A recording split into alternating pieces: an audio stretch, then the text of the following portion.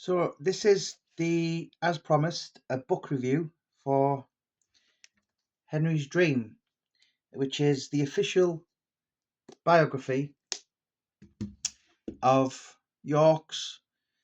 Um, yeah, I mean, what can you say? Uh, yeah, for my opinion, in my head, up there, top three greatest fighters to never win a British title. I've did videos in the past, so I'm not going to bang on about it. Um,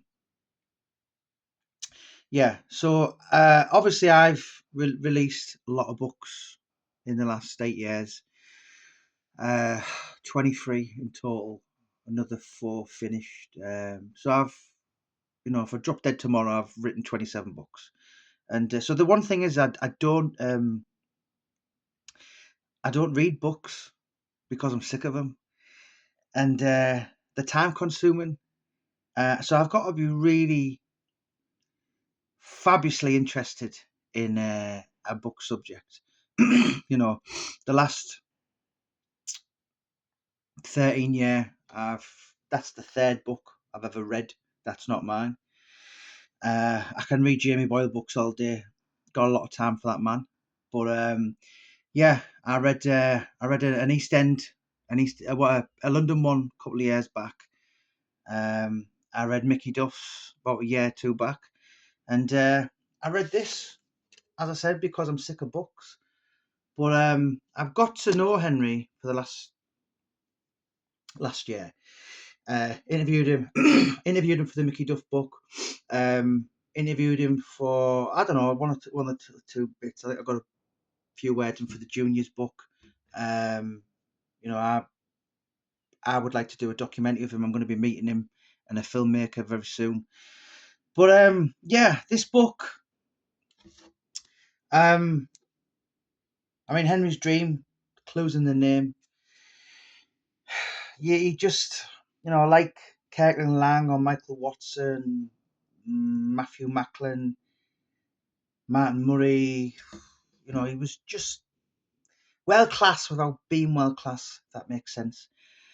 Yeah, this guy fought Eubank, I mean, listen, you know what he is, so I'm just going to get into the book. So the foreword is by Bob Mee, so people know who Bob Mee is. Um, quite close to Mickey Duff, actually. Yeah, a guy who really knows his stuff.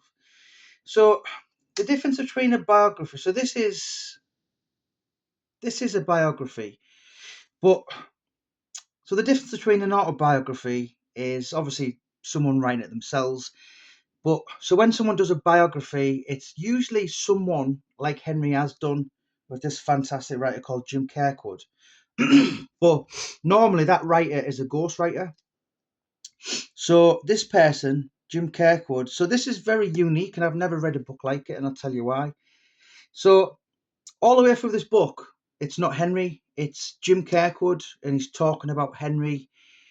He's going into stories about Mickey Duff, Gary Atkin, Denzel Brown. So normally, as I said, an autobiography is just someone writing it themselves, doing basically everything. 99 times out of 100, a biography is someone like I did Dominic Neagis's book, Junior Witter's book, and I'm a ghostwriter. Do you know what I mean? Where this is, I've never seen a book like this ever. It's basically the author telling the story. I've never read, I've never ever read a book like this, so that's kind of grips you straight away. Obviously, Henry was or is a Romany gypsy, so he's one of 11 children. You know, a traveling community. Uh, they're just read into pugilism, the noble art. Think of old men, tight underpants, like 200 years ago, standing there like that. 56 rounds. That's where it all began. Um, many of the travellers, I think, they can put their hands up before they can speak. It's just, it's a massive. It's their heritage. It's a proud tradition. And obviously your Tyson Furies and your Bartley Gormans, Billy Joe Saunders, loads of proud gypsy men. I've seen the documentaries. Your Quins and all this, and the Joyces and all that. So Henry, I actually thought he was from York. So he was born in Leeds, from York. Grew up, I dare say, in the greatest respect, with quite challenging. Dad liked to drink. Mother sounded like an angel. One of 11 children. Doted on Henry. Just traditional, hard-working parent. Wanted the best for a son. And I am hardcore. I have been over the years. I'm a bit disillusioned with boxing these days. I tend to follow it. I'm more of an observer these days. Where back in the past I was an anorak. I'd boxing news every week when I was 13, 14, 15, boxing monthly, and Henry was in it. And I remember the televisions, the boxing writers saying this guy has the best left hook in the world. So that's what people regarded Henry as.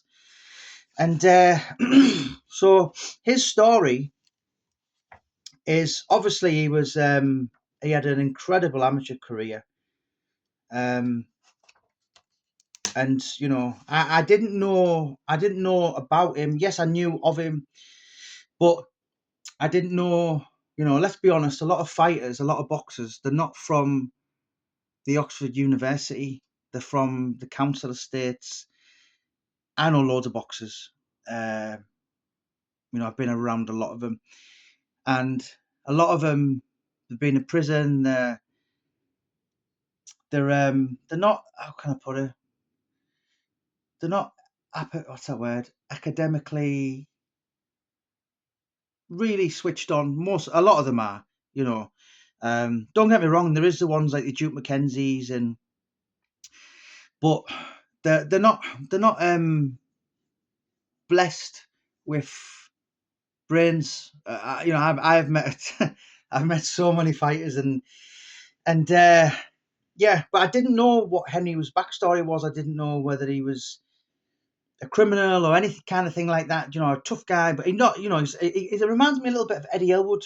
So Henry's kind of been like a professional athlete.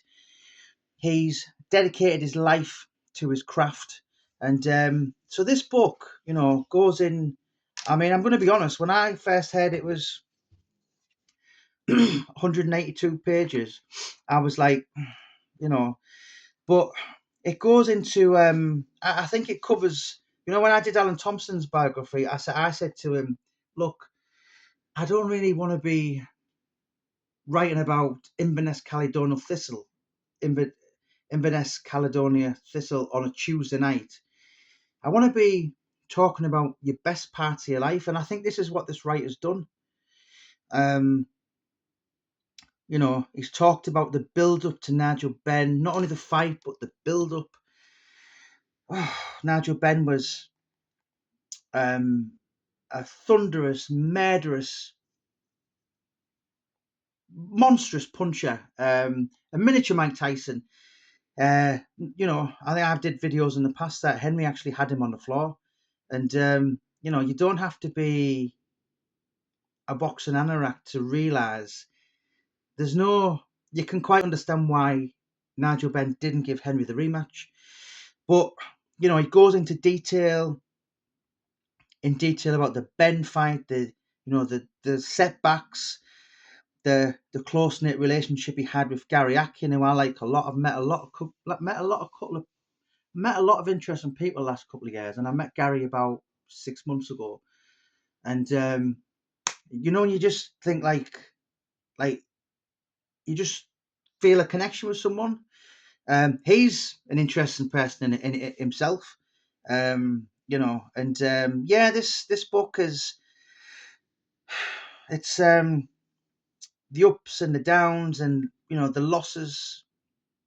Henry only lost to 3 three world champions, your Eubank, your Ben, and Robin Reid. Robin Reid actually said the hardest he was ever hit was Henry Wharton.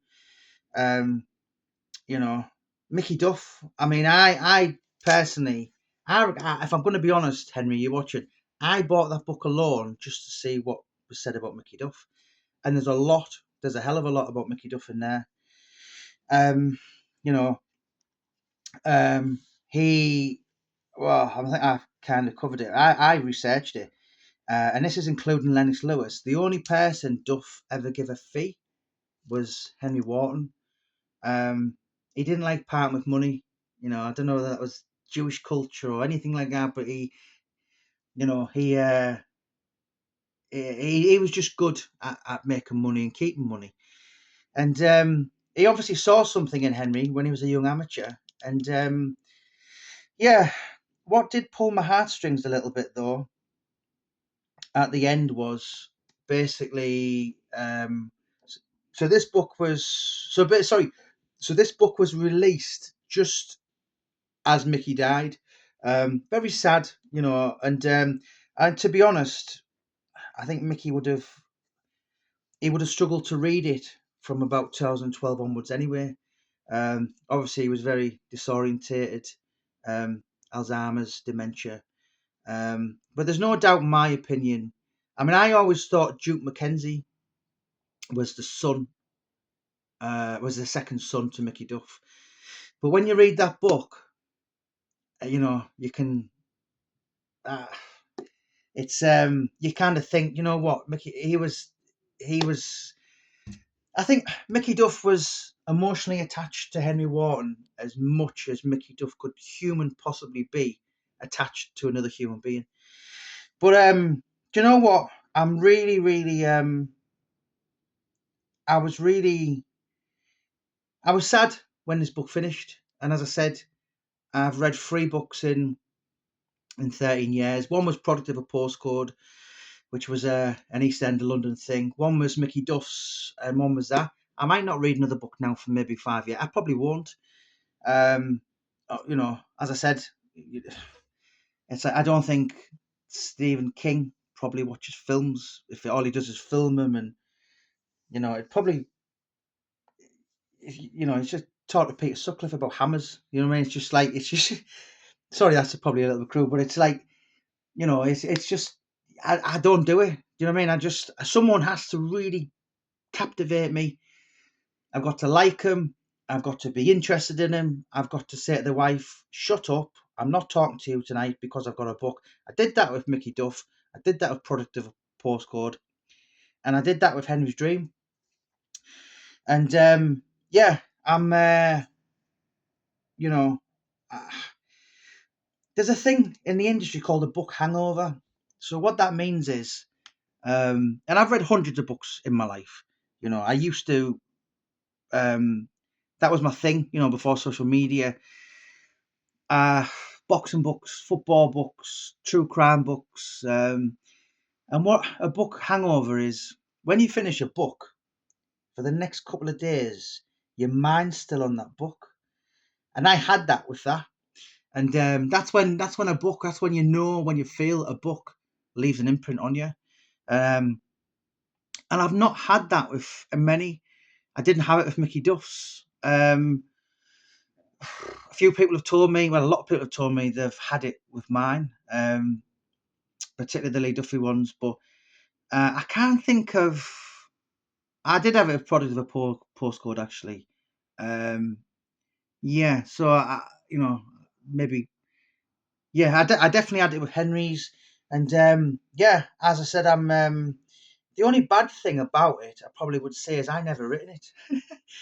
I never had anything to do with it, and it actually come out 10 years ago, and I think that book deserves a little bit more attention and respect than it gets. So Jim Kirkwood, he's actually written other books. He's written books on Dave Chanley, Tony Simpson. He fought Marvin Hagley. He's another one up there for quite possibly one of the greatest fighters to never win a world title. And it's there's a lot of funny little tales in it as well. You know, the young Henry Wharton getting up to a few things with his best friend Ron Hopley, knocking rugby players out. Obviously, Henry was, I wouldn't say one for the ladies because I don't know him that well, but one would imagine he got a lot of attention. You know, I grew up in the 90s and Oscar De La Hoya and all the women fancied him and all my girlfriends used to fancy him. And one would imagine that he got a lot of attention. But, he was a good family man and just focused on his boxing. And I always thought Henry retired that bit early. Just trying to think, about 31, and I always thought that's a long time to be retired. And then reading that, in fact, reading that book alone, I didn't realise he struggled. Henry's biggest fight wasn't Henry Wharton, sorry, wasn't Eubank, wasn't Ben, wasn't Vincenzo Nadiero, Mario Galvano. It was the weight. And looking back on hindsight, 5'11". I always thought Henry had huge legs, but could he have? When you read that book and you realise, us, the paying public, the boxing anoraks, us, a few of me personally, I did a little bit as a schoolboy, but I don't understand. None of us. It's totally alien to us to be dead, to be walking dead on the scales. And I think back then as well, and maybe a lot of Henry's time, was you waited on the day. These days it's like 36 hours before by the time you're fighting all that. But, like to be literally dead on your feet and think, I've got another £3 to lose it. You just, I think he actually put in that book, losing weight, making the weight was actually like winning the fight. Do you know what I mean? It was like, and boxing's such an unforgiving sport. It's a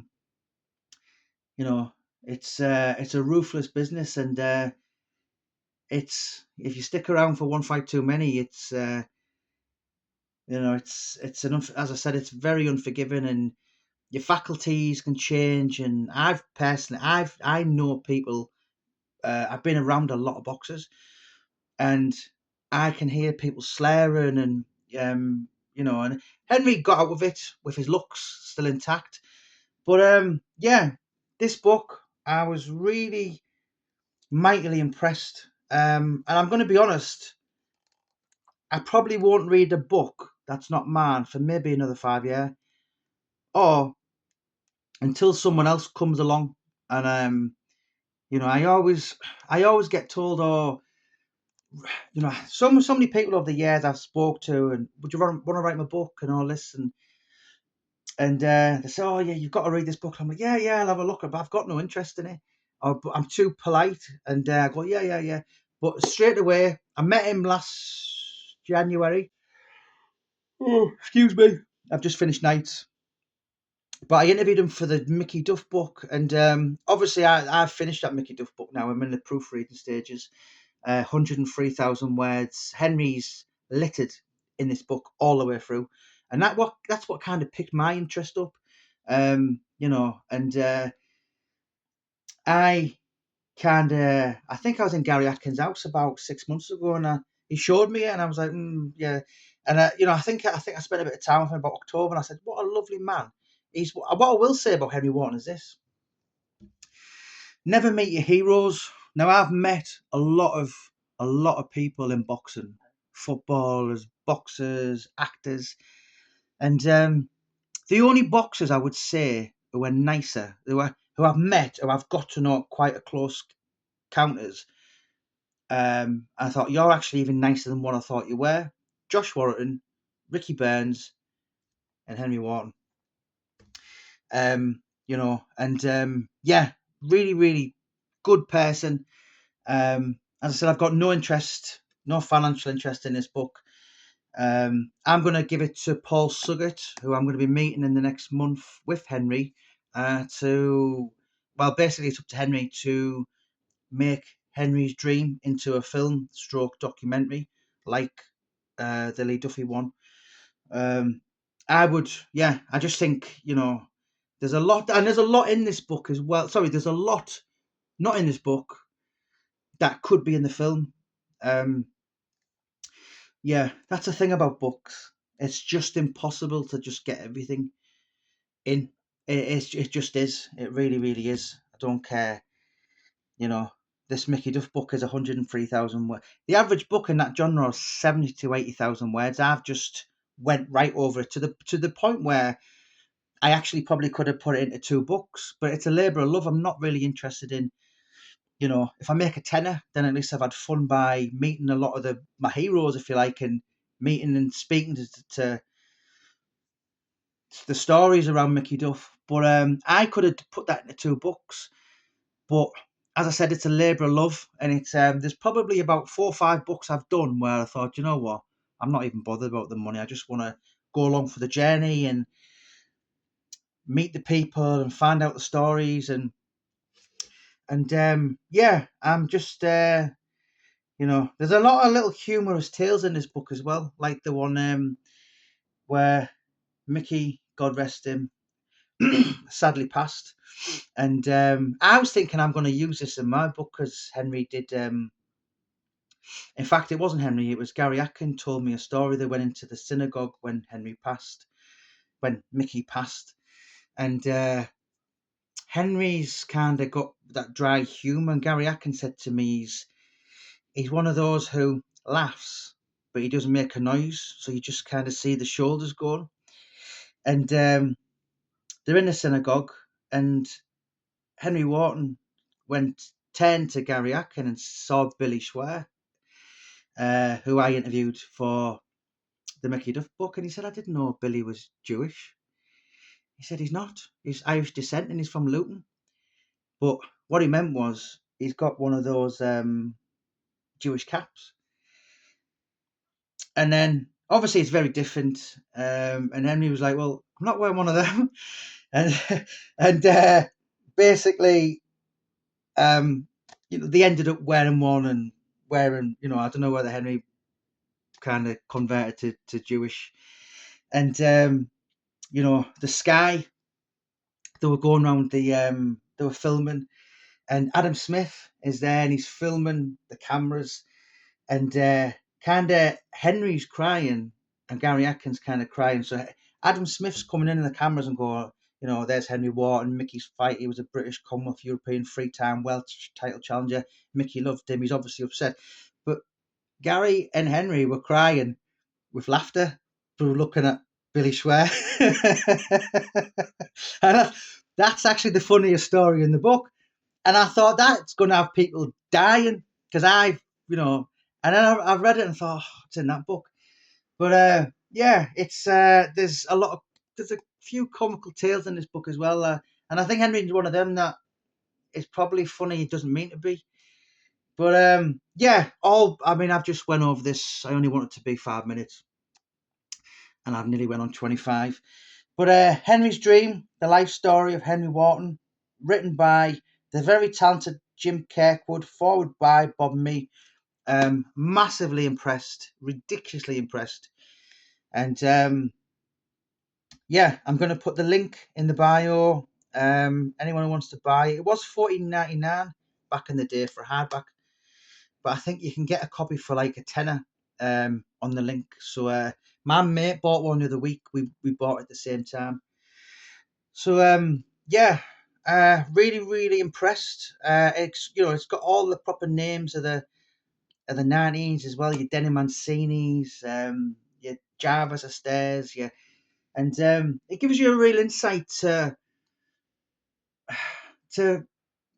like a full-time fighter, if you like, how they live, how the ups and the downs, and it's not all the glamour on Sky Sports. Henry getting out of the Rolls Royce, one of his fights, was it there? Might have been the Eubank one or something, and a lot of the he didn't get what he deserved as well. He should have had a lot more. A lot of the you know, a lot of my opinion is a lot of the names avoided him.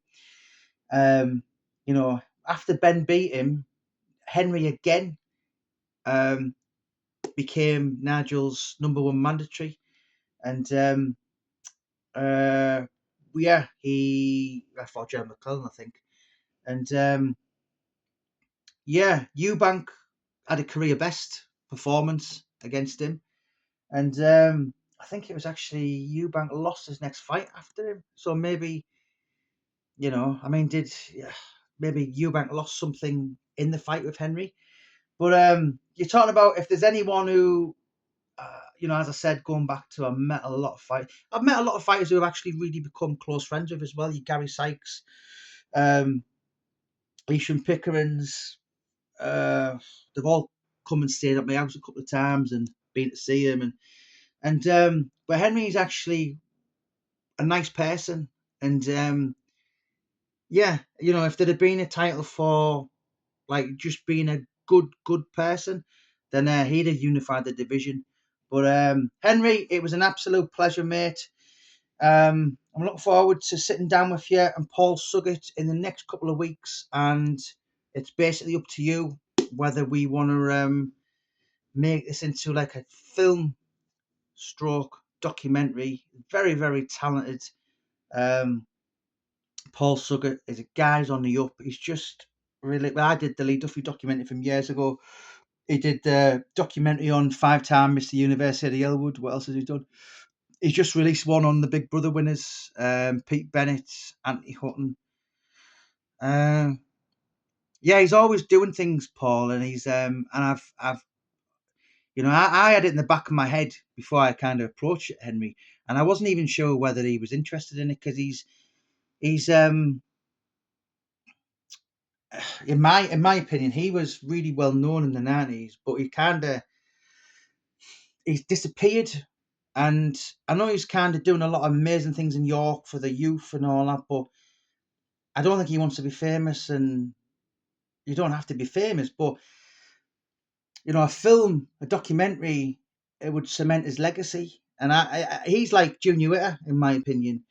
Doesn't get the merit, doesn't get the accolades for what he did.